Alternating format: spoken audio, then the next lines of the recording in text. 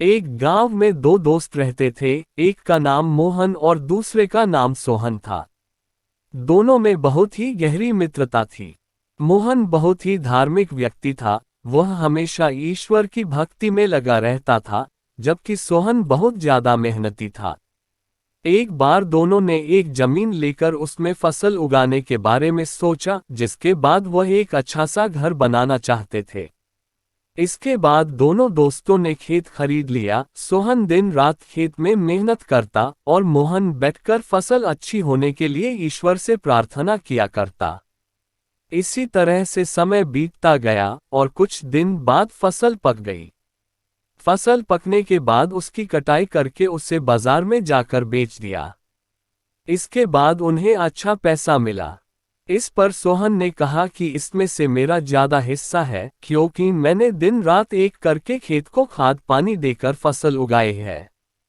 लेकिन यह बात सुनकर मोहन गुस्सा हो जाता है और कहने लगता है कि धन का ज्यादा हिस्सा मुझे मिलना चाहिए, क्योंकि मैंने अपने खेत में अच्छी फसल होने के लिए ईश्वर से प्रार्थना की है। और जब तक ईश्वर की मर्जी ना हो तब तक कोई भी कुछ नहीं कर सकता है। दोनों इसी बात को लेकर लड़ने लगे। अब यह बात गांव के मुखिया तक पहुंच गई। गांव के मुखिया ने सारी बात सुनने के बाद एक फैसला किया।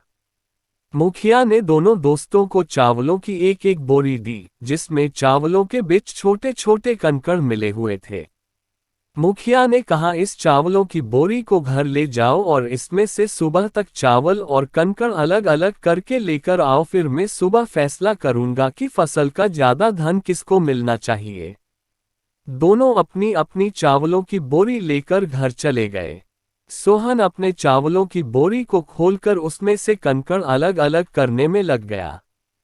मोहन अपनी चावलों की बोरी को लेकर चला गया और ईश्वर से चावलों से कंकड़ को अलग करने के लिए प्रार्थना करने लगा। बोला, हे ईश्वर, मेरे चावलों से कंकड़ अलग कर दो। दोनों अगली सुबह मुखिया के पास पहुंचे। सोहन ने तो पूरी रात जागकर चावलों से एक एक करके सारे कंकड़ अलग कर दिए। इस पर मुखिया बहुत खुश हुआ और मोहन ने अपनी बोरी ले जाकर ऐसी की ऐसी मुखिया के सामने रख दी और मुखिया से बोला, आप बोरी को खोलकर देख लीजिए, मुझे ईश्वर पर पूरा विश्वास है कि इस चावल की बोरी से सारे कंकड़ निकल चुके होंगे। लेकिन जब मुखिया ने चावलों की बोरी खुलवाई तो देखा सारे कंकड़ चावलों के बीच ही मौजूद थे। मुखिया ने मोहन को समझाते हुए कहा कि ईश्वर भी हमारी मदद तभी करते जब हम अपनी तरफ से मेहनत करते हैं। यह बात समझाते हुए मुखिया ने फसल का ज्यादा धन सोहन को दे दिया। इसके बाद से मोहन भी सोहन के साथ खेत में मन लगाकर मेहनत करने लगा।